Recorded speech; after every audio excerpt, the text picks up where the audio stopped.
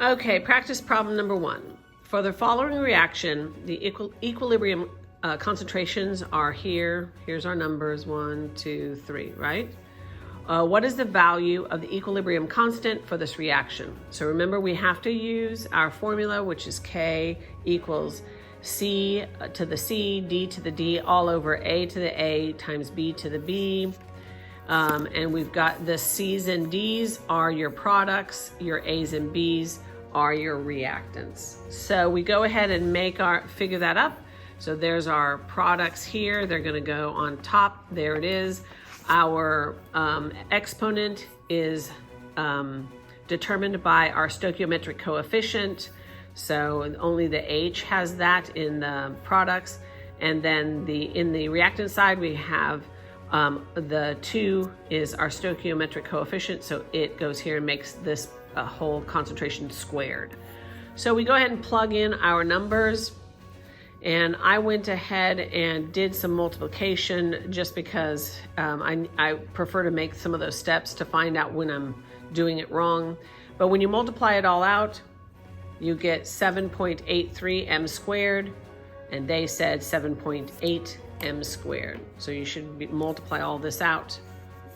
These two multiply and divide by this, and you get that, 7.83 m squared. All right, number 2. A chemist is studying the following equilibrium. He starts out with this amount of PbNO3, and at equilibrium, he has 4.04 grams of PbO. That tells us something. The concentrations of NO2 and O2 at equilibrium are this and this respectively. What is the value of equilibrium constant? Okay, so here's some good news. We know that automatically our solids in our equilibrium constant are null. They don't count. Solid is out and solid is out. So we have a solid, we make a solid, and then we just have our gases. So we know we're going to do our constant formula here. But because we don't have anything, our product or our reactants, we don't have any, we're going to get rid of it. So it looks like this. We're only dealing with our gases. So K equals NO2. And because this stoichiometric coefficient is 4, it means we have to go to the 4th here. No stoichiometric coefficient here, so that's just O2. We don't care about how many grams we start out with, and we don't care how many grams we end up with. Remember, those are solids, so we don't care about those numbers. We just care about the concentrations of the gases. And so there's our concentration of the NO2. Remember, we have to take it to the 4th, and our concentration of O2. We multiply that out, and we get 0.0015 m to the 5th, or 1.5 times 10 to the minus 3 m to the 5th. All right. 3 chemical equilibria are written below. We have 1 on this page and 2 on the other page, along with their equilibrium constants. If any of these equations can be written with a single arrow, do so in the space below them. Now we know that single arrow just means that their flow is so strong that it feels like, or it looks like there's no equilibrium, but we know that that's not the case. All right, so we look to see if the numbers are very large, the direction is moving towards the products. If the number is very small, the direction is moving toward the reactants.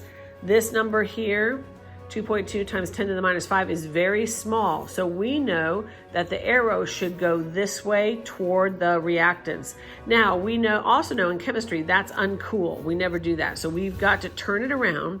And so we write 2NO2 plus Cl2 makes 2NOCl plus O2. So we have to turn it around to make the arrow go in the proper direction. For B, here's our equation, our reaction equation, and we know it has 1.6 molarity. We are told that the closer we get to 1, the more equal things are going and coming. And so we cannot change that. We have to leave the arrows as they are because it is, in fact, a true equilibrium equation or reaction. Number C, we have 2NO2 and we have N2, it makes N2O4. This is our number here. It's extraordinarily large, 9.3 times 10 to the fourth. So we know it's going to go toward the products. And so we can't leave that double arrow here. We need to write it with the arrow pointing the right way toward the products. Number 4, a chemist is studying the following reaction.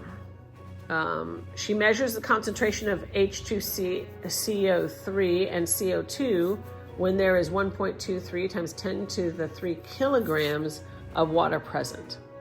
If their concentrations are 4.6 and 7.0 respectively, is the reaction at equilibrium? If not, which way must the reaction shift to attain equilibrium? So we know that our equilibrium constant is 2.3 times 10 to the fourth. So that's what we're aiming for.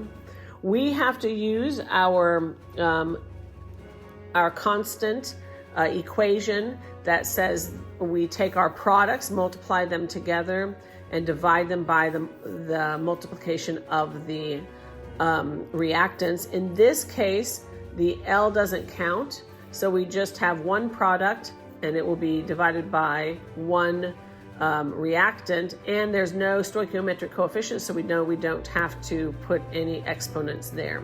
So we just have 7.0 M, that goes to CO2, so that's on top, 4.6 on the bottom. The M's cancel themselves out, so it's 1.5. So here's the struggle. It's not in equilibrium, even though it would seem so, but our equilibrium for this equation is 2.3 times 10 to the fourth. So we need to shift it towards the way that's going to give this top a much bigger number. So it has to shift towards the products so that that value can increase and get closer to 2.3 times 10 to the fourth. It's currently that the value is way too low. So we must get bigger. All right. Okay, number 5, the following reaction is this, and it has an equilibrium constant equal to 4.41 over molarity. If the following concentrations are present, here's our numbers, is the reaction at equilibrium? If not, which way must it shift? So again, we've got our products, and we've got all 3 are gas. We have our molarity given to the right. There's our number, the concentration and the number. So we have it straightforward given to us. We know the products go on top, so SO3, and it's got a stoichiometric coefficient of 2, so we must square it. Similarly, in the bottom, SO2 up here has a stoichiometric coefficient of 2. It must be squared. O2 does not, so we can leave it alone. So we multiply them out and divide. So we square the top. We fill in our numbers according to what we find in our problem. And then we go ahead and square them and multiply. And when we divide everything out, we get 125.61 over M, or 1.3 times 10 to the 2, 1 over M. So 1.3 times 10 to the 2. Okay. And this is way high. So this is 123, and the original K is 4.4.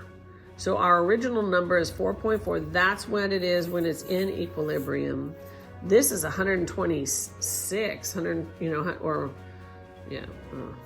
why it's struggling to show you. So it's way too high. So now we've got to get it lower. The only way to get it lower is to increase the stuff on the bottom so it divides out better. And the stuff on the bottom is our reactants. So the reaction has to move towards the reactants in order to get more numbers this way, to shrink this number 126 or 125.6 to make it closer to 4.4.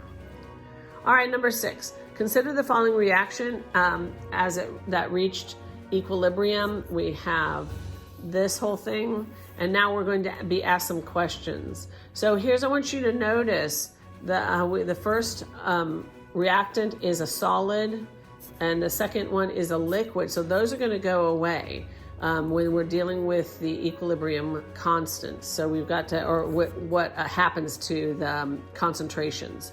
So the question is, what will happen to the concentration of H2CO3, which is here, if and H2O and CaO, so here, so these three, 1, 2, 3, if extra CaCO3 is added. Let me do that again. So what's going to happen to the this H2CO3, H2O, and CaO if more of this amount, CaCO3, is added? Well, we know, and I rewrote it here, that this one doesn't, these two don't matter, right? So because they're a solid and a liquid. We ignore solids when we're looking for equilibrium stress, so nothing's going to happen. It's not going to change the concentrations of these two in particular, and it won't do anything for that one because that one's not going to be changed anyway. In number B, what will happen to the concentration of CaO3, H2CO3, and CaO if more H2O is added? Well, look at this. Our H2O is liquid. We know that the solids and the liquids don't have an effect on the concentration levels in when we're looking at equilibrium. So we can ignore liquids. When we look at equilibrium stress, so nothing will happen to the concentration of these two in the products, and of course nothing's going to happen to the concentration of the CaCO3 because it's a solid and you can't change it, the concentration of that solid. Number C, what will happen to the amount? So now that's a different word, amount of CaCO3, H2CO3, and CaO if H2CO3 is removed. So if we get rid of this guy here, CaCO3 will lessen as it tries to work with the H2O and refill the hole that the H2CO3 left.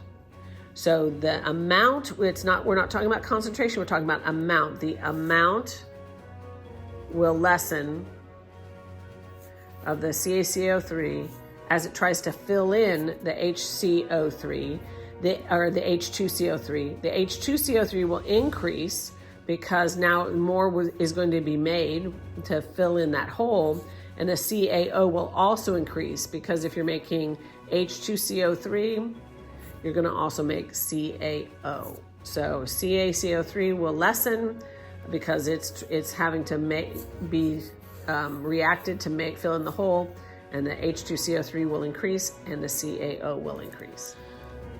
All right, 7.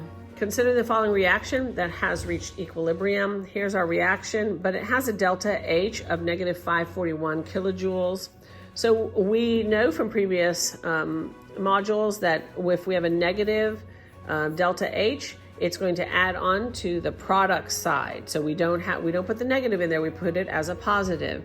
So we go ahead and take our 2HF, and we have H2 plus F2 plus our 541. So the question is, what will happen to the concentration of H2, F2, and HF if temperature is raised? Well, we know from our book, if the temperature going up will shift away from the side with the energy. So as the temperature rises, we move away from the side from the energy. So HF will increase, H2 and F2 will decrease. All right, and we're on that part B of that question. What will happen to the concentration of H2, F2, and HF if the temperature is lowered?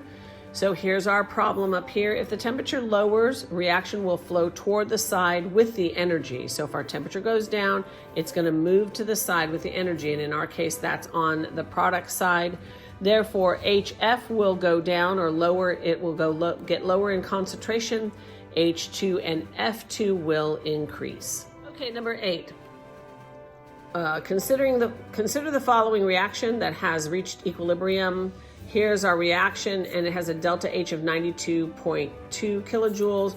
It's a positive, so it has to go on to the reactant side. So I rewrote my reaction to include my energy. So I plugged it in on the reactant side. So then the question is, what will happen to the concentration of N2, H2, and NH3 if the temperature is raised? So we know that if the temperature is raised, reaction flows away from the side with the energy. So if the temperature is raised, it's in the reactant side, right? So it's going to go away from the side with the energy. So NH3 is going to decrease. So NH3 is going to decrease. N2, and H2, here it is in my form, the rewritten formula. N2 and H2 will increase. Okay, so they're going to go up because it's flowing away from the side with the energy. Number B, what will happen to the concentration of N2, H2, and NH3 if the pressure is raised? Now we know that if pressure is raised, reaction flows to the side with the lower number of gas molecules. So we've calculated our gas molecules here, 2 gas for the reactant side and 4 gas molecules on the product side. If pressure is raised, reaction flows to the side with the lower number of gas molecules. So therefore NH will increase and N2 and H2 will decrease. All right, and this one is, I think it's supposed to say number C. What will happen to the concentration of N2, H2, and NH3 if pressure is lowered? Well, we know that, again, if pressure is lowered, the reaction flows to the side with the higher number of gas molecules. So if the pressure is lowered, we move to the side with the higher number of gas molecules. So we go this way because we have our 4 gas molecules on this side, only 2 on this side. So our NH3 is going to decrease because we're moving this way. So NH3 will decrease in concentration.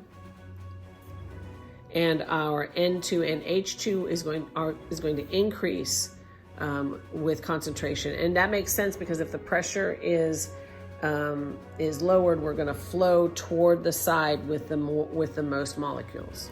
Okay, so that's our answer. Number 9.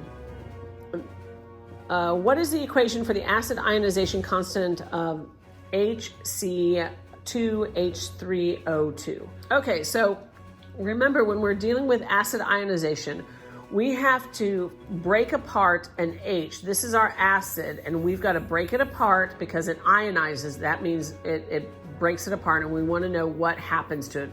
And that will help us know how strong the acid is. So it's very simple. We get rid of our H, one of the H's. We can't get rid of the middle part because they're all combined a little bit more inclusively. So we get rid of this H, we pull it apart, that becomes a positive because that's the charge it has, and then we leave the rest and make it a negative. According to our constant, equilibrium constant or acid ionization constant, we have the product side, which is our H positive, and then the rest of it, which is the acid negative, all over the H acid. Okay, so that's the broken apart acid. So it's basically products over reactants. And when we plug that in, we get our H positive times C2H3O2 negative, and it's divided by HC2H3O2.